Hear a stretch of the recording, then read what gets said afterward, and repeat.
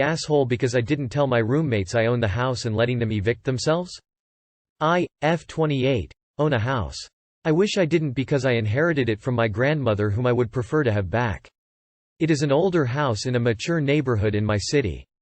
It has a huge yard, a garden, and a detached garage large enough for a couple of cars and an RV. It also has an in-law suite where I live. I started living there when I started university and I love it. My exit leads to the backyard and my garden.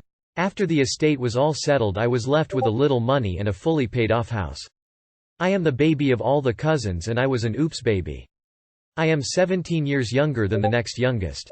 I decided that I would keep living in my area and just take on short-term renters to help me cover expenses.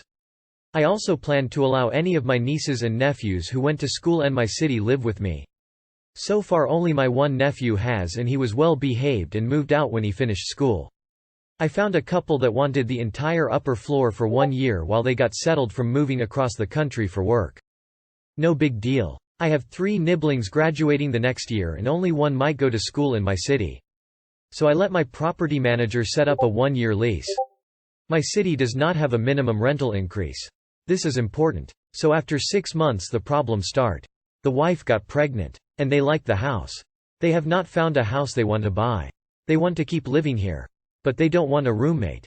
So one day the husband catches me and says that he has talked to the property manager about renting the entire house and that I might want to start looking elsewhere for a place to live. I check with my guy and yup, he wants the whole house. So I talk to my lawyer because I don't want any problems. As long as the increase is 1 year after tenancy and I give 3 months notice, there is literally no limit on the rental increase.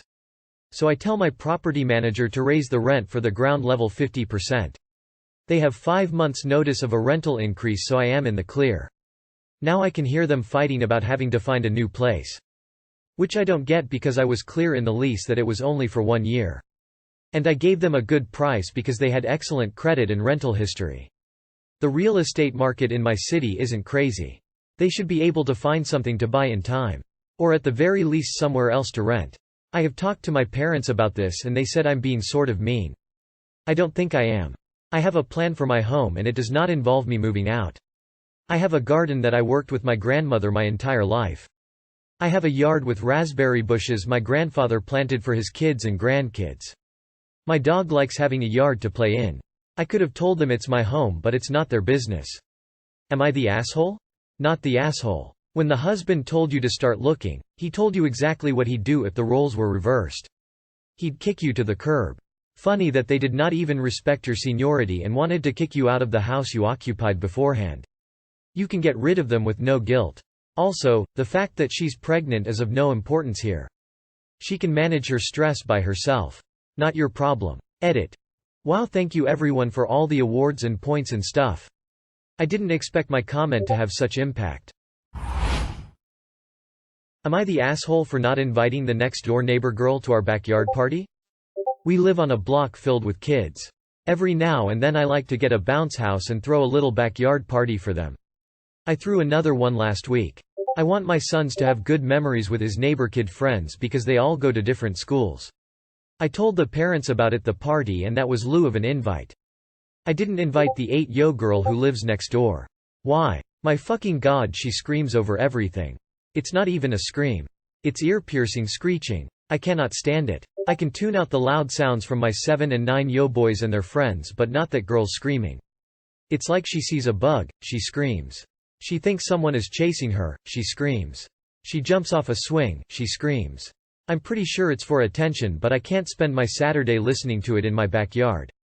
Like I'd end up yelling at her and I don't want to do that or come across like an angry dad. Her parents did ask me if something was wrong because she wasn't invited. I bluntly told them that I just can't take the screaming. They said she's no more louder than any other kid. No, she's much louder. I told them I didn't want to discuss it any further. If and when she can stop her screaming, then I'll be more than happy to invite her to my backyard parties. They were deeply offended. I'm not looking for suggestions to abate her screaming or possible explanations to her screaming. I just don't want to hear it or be around it. Not the asshole. It's your backyard and your party. If you don't want to invite someone, you don't have to. Not the asshole, her parents are the asshole here. It sucks for the kid. But maybe this will wake mom and dad up to real-life consequences of not setting behavioral boundaries for their child. Letting kids scream constantly, aside from being inconsiderate to everyone else in earshot, is just plain bad parenting and unsafe. 8 years old is third grade for most kids. That's definitely old enough to be taught basic limits.